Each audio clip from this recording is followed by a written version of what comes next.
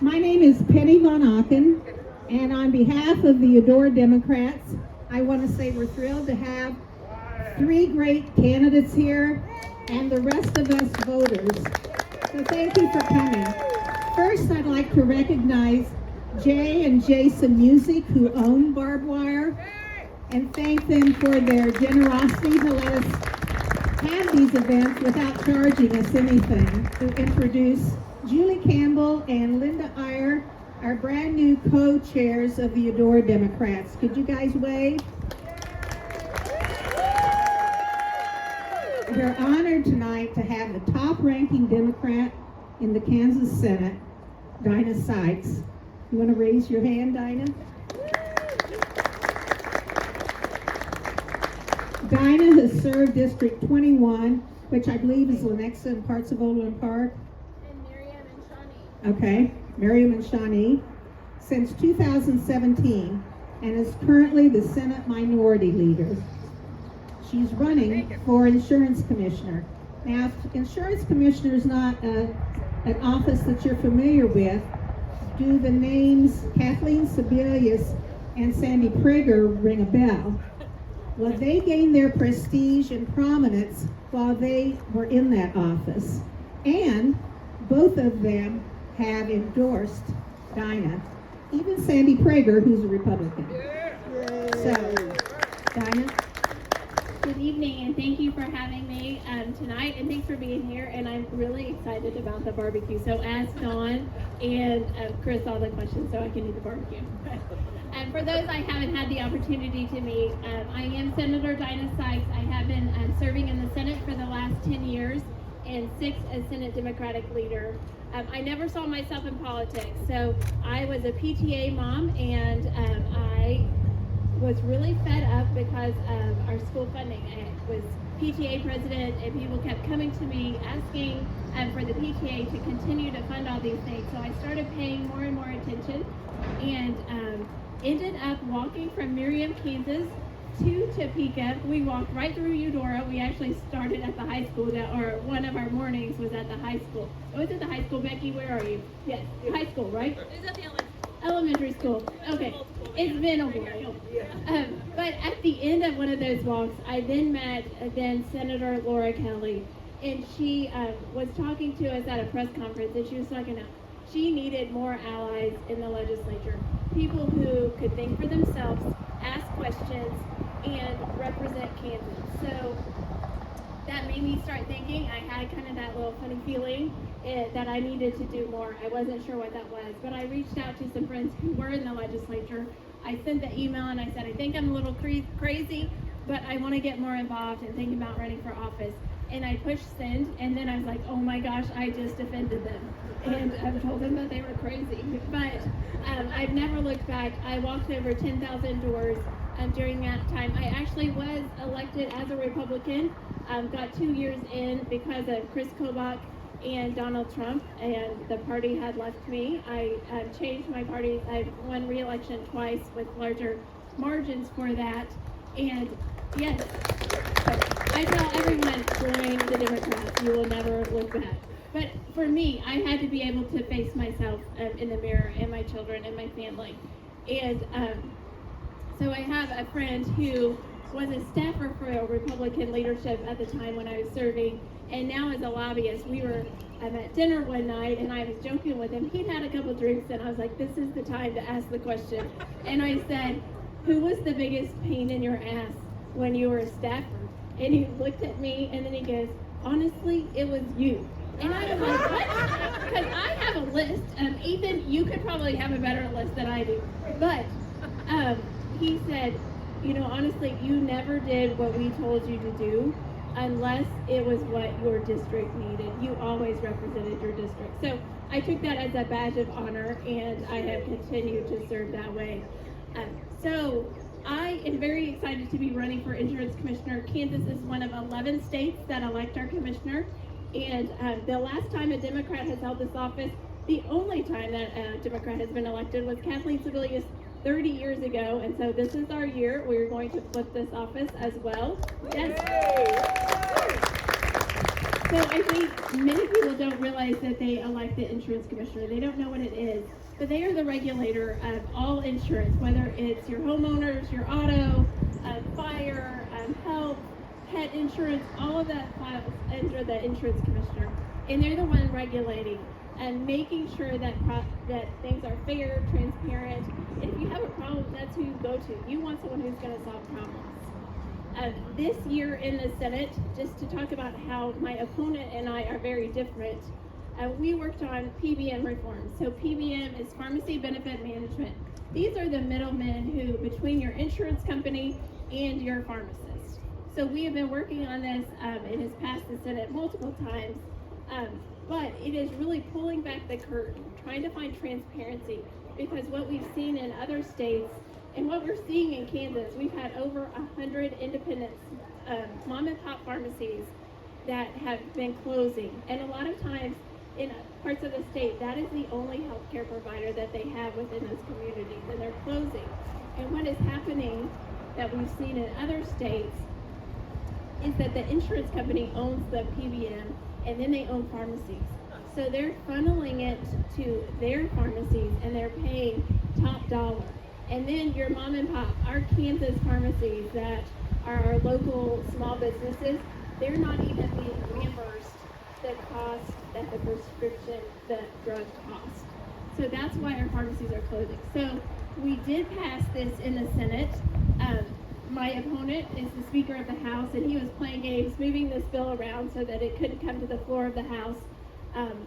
Republicans and Democrats wanted this to pass, and so they were going to use a gut and go and try to push this through. He got wind of it and had a temper tantrum and adjourned the House for 3 days right before turnaround. So all the bills were then lost. We were able to get that in during a conference committee, and the governor signed it.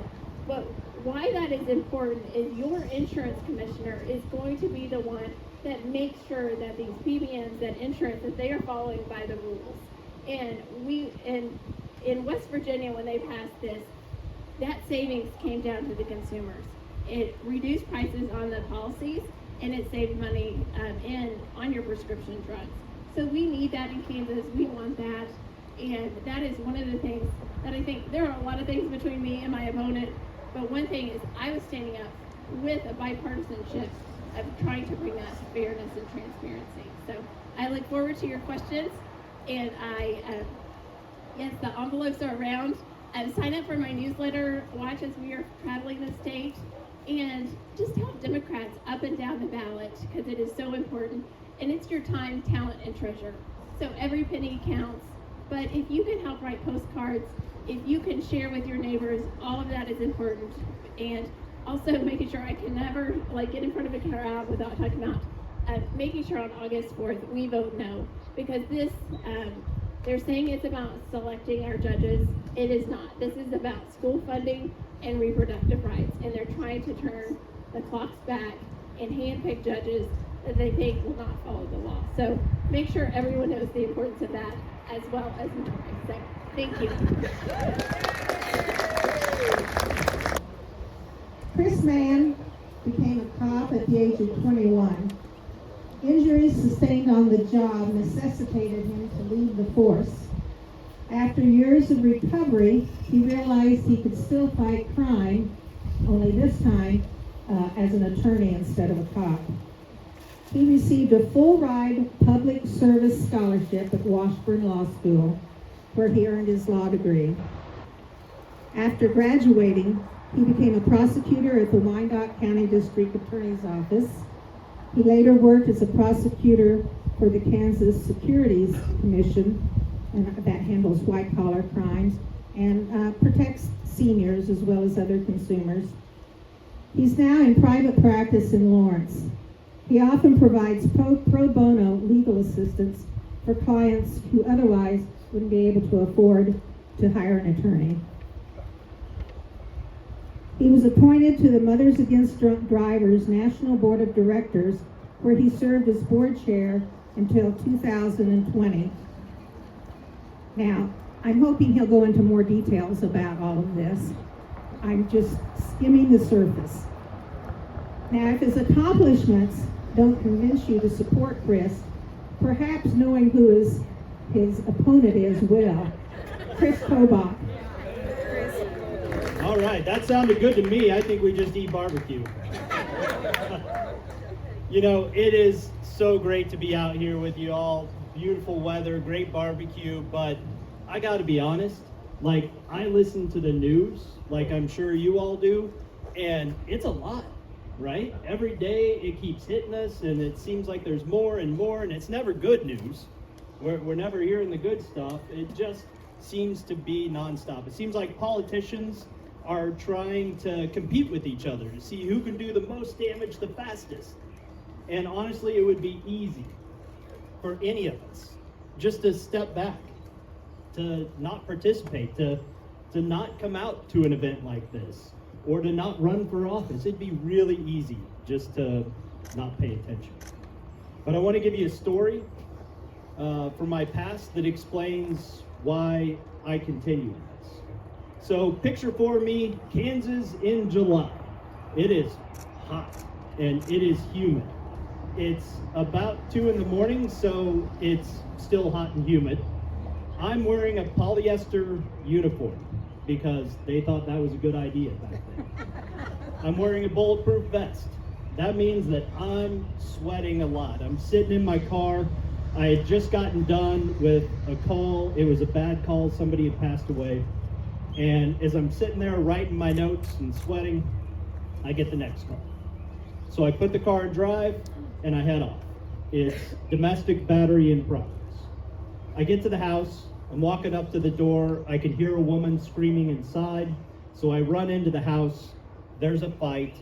And when it's over, the woman is hurt, but she'll be okay. The attacker is in handcuffs, and my partner, who finally showed up, is taking that person to jail. Me, I'm back in the car again. I'm sweating a little bit more this time. My uniform, my pocket on my uniform is torn from the fight, and as I sit there collecting myself, writing my notes again, I get the next call. So I put the car in drive, and I go. Now I tell you this story because of that choice. The choice to show up day after day, hard call after hard call, not for headlines, but for people that I've never met, for people that will never know my name. I believe that that is what true public service means. And I think right now in this time, in this country, in this state, we need our leaders to understand that kind of public service in their bones. Now, you heard a little bit about my background. I started out as a police officer when I was only 21 years old. I was a junior in college. I still had college roommates, which was a little awkward at the beginning, but we got that figured out. It was a job that I absolutely loved, though. You heard that I was hit by a drunk driver. I was actually outside of my patrol car and hit at 50 miles an hour. Those injuries ended my career, but I knew that I still wanted to do something to help people. I just had no idea what that was until I happened to go back to testify in an old drug case. I was sitting on the stand listening to these attorneys drone on and ask me questions. And I kid you not, this is the exact thought that led me to law school. I thought, you know, those guys don't seem all that smart. I could probably do that too. So after that hearing, I bought a book, I started studying, I went to law school, became a prosecutor myself, handling everything from traffic tickets to murders, then off to do white-collar crime throughout the state, and then in my personal firm, helping victims of drunk driving still to this day. Now, this biography is important. It's important because of the contrast between myself and my opponent. It's not even close. Kobach has never worn a badge. He's never stood toe-to-toe with violent criminals on the street or in the courtroom. Instead, the guy has run for almost every office in this state, and he's run not because he wants to serve the public, but because he wants headlines. He wants to serve himself. And we have seen exactly what that has gotten us. Y'all remember 2021 Winter Storm Uri. Ted Cruz went to Cancun, our gas prices went through the roof. There are still school districts paying off their heating bills to this day. And our former Attorney General, Derek Schmidt, filed a price gouging lawsuit against the gas company. Kobach inherited that suit and he dropped it. He walked away from $50 million of your money. And he's done that time and again. He had an opportunity to get education funding back from the federal government. He didn't do it. He had an opportunity to get your tax money back. Tax money allocated by Congress for clean rural water, to help feed hungry kids, to, for goodness sake, get lead pipes out of schools and daycares. But he didn't have the guts to stand up for your money. The attorneys general around the country that stood up for their citizens got billions of dollars back for their state, but we have gotten zero. And we know that this guy doesn't know how to pass a law.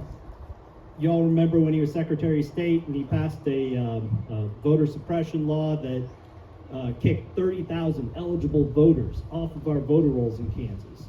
And then he lost the lawsuit and cost our state almost $1.5 million. Not only that, but he was held in contempt of court and he used your tax money to pay his fine for being in contempt of court. And then he took that show on the road and he cost communities from Pennsylvania to Missouri to Texas millions more when he helped them to pass unconstitutional laws. And throughout the state, I've heard from law enforcement and victims of consumer fraud, they used to be able to turn to the Attorney General's office for help, but that simply doesn't happen anymore.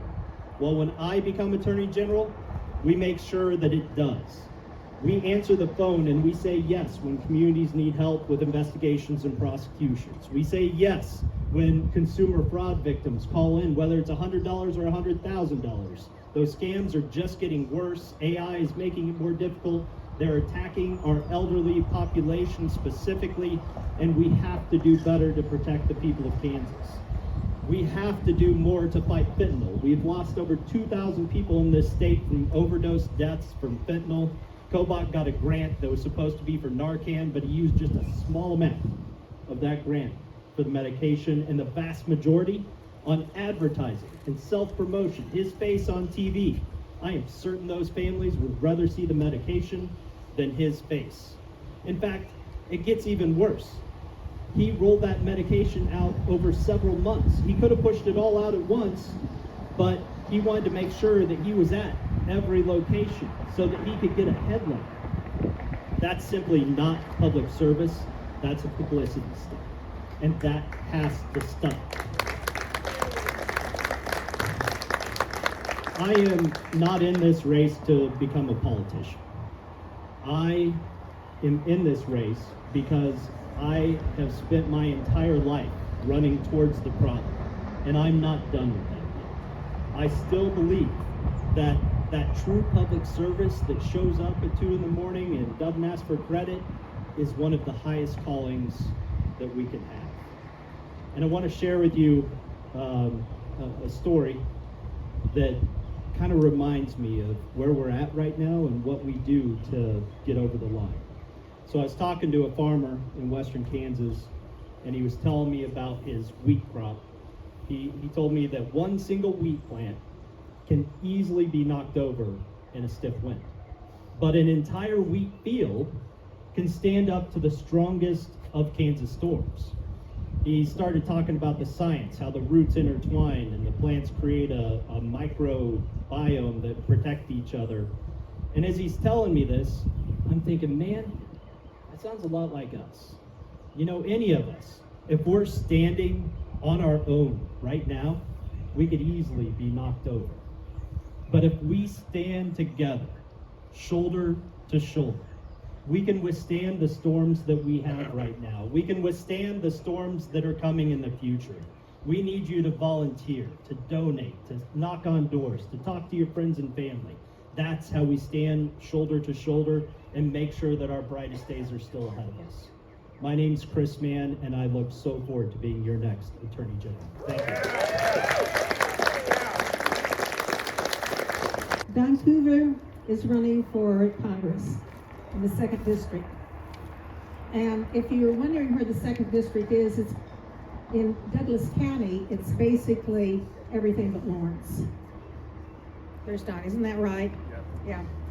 All right, he was raised on a small family farm in southeast Kansas, one of 7 children. He attended West Point Military Academy. Now, how a farm boy from southeast Kansas made it to West Point would be an interesting story to hear. After graduation, he spent 10 years as a pilot, an intelligence officer, and a cryptographic operations officer in the U.S. Army. After the Army, he sought a career in veterinary medicine. He attended K-State, where he earned his doctor's of veterinary medicine. He then re-entered the Army and provided vet services to the Army's K-9 dogs. Since then, he's been busy, as if he wasn't before. He's developed a feed manufacturing business with his brother. He's been running a working ranch operation of several hundred head of cattle, and he's operating a cattle genetics company. Oh, and he has a vet practice. Let's welcome Don. Real quick, the story on how I got to West Point. My dad was a service member in World War II, waiter ashore on Omaha Beach for real. And so I got to go to Boys State when I was in high school. And I had no aspirations of going to the military academy. On the other hand, Vietnam was rocking, and I had a low draft number, so I was going to work for Uncle Sugar for a while.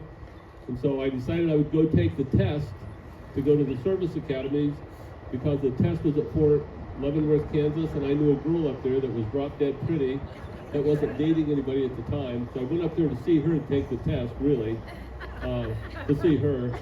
And then they mixed up my results with somebody else, and I got a chance to go to the service academies. That's the truth. Okay. Anyway, my name's Don Coover. I'm running for Congress in Kansas' 2nd Congressional District. You're sitting in it right now, I think. And if you're not, you're pretty close to it. And I'm running because I think we have serious problems on a state and national issue, on state and national issues. Derek Smith's the representative that represents this district right now. He's a member of Congress, and Congress's responsibilities are to provide guidance and oversight, checks and balances on the executive branch, and God knows we need that, and we're not getting it. So I was talked into considering running, and the more I thought about it, and the more I looked into it, the more it became apparent that possibly we could flip this district from Republican to Democrat, maybe put some rational thought back into Congress and the decisions we're making. At the very least, we could provide some guidance and oversight to the executive branch and maybe avoid some of the ridiculous situations we find ourselves in. So I'm running for the 2nd District Congressional seat, and I think we can flip this with a little effort. I'm sure we can. Okay, so what's the issues? On a state and national level, we've got, on a national level especially, we've got NATO. We're destroying an alliance that's been the most successful defensive alliance in the history of the world, literally. We've got this war in Iran, this excursion, or whatever you want to call it. That's a disaster regardless of the way you look at it. We got into that war without a plan, without an objective, without an exit strategy, without any allies. It's costing everybody lots of money all the time about everything. It's bad for us when we're sitting here paying $4 and $5 a gallon for fuel to get here. If you're a farmer, it's kicking your teeth down your throat because you can't even buy fertilizer now to plant crops, and they're buying a lot of diesel fuel too. Congress has ignored the unions, and they've passed laws that have inhibited their formation and their execution. Education has suffered. Healthcare is a disaster. They've gutted Medicare and Medicaid. Rural hospitals depend on those finances to maintain, their operations. We've got immigration issues. I never thought I'd live to see the day that I would find a representative of the United States government walk around armed with a mask over his face and arrest people without a warrant. I never thought I'd live to see the day. And we need to change that. We have made terrible decisions. We lack a little judgment in the executive branch, but Congress is supposed to be providing the checks and balances. That's the way this is set up. And we're not getting those checks and balances, and we're not getting that kind of assistance that we need to temper some of these really terrible decisions. I swear a lot, and I'm trying to prevent that. Okay, so the point of the story is, what do we do about it besides bitch and complain? And so the midterms are coming up, and the way we're set up in this country is this is our opportunity to make those changes that we need to make and do it in a safe, effective, rational, constitutional method. That's the way we need to do this, and this is the reason we're here. That's the reason I'm running. That's the reason the speakers before me, Kristen and Dinah, this is what we're trying to do, and this is what we need to do. And if we don't do this, we'll get to regret this at our leisure for the rest of our damn lives. Now, for some of you younger people, that's a lot longer than for some of us older people, but I don't intend to sit around and let this happen. So, the point of the whole story is, the reason we're here is we'd like to make constructive, rational changes. We need to elect patriots, not mercenaries. This should be a serious job with serious responsibilities, and it has serious repercussions. So we need to hire people that will be proud to listen to. They should take your advice. They should be responsive to your needs, your responsibilities, your needs, everything. We know it. We know how to do this. We just have to do it. Anyway, I look forward to your questions, and I really appreciate the opportunity to talk to you. Like I said, I'm not a real politician, but I can fake it for long enough to get us through this, I think. Thank you.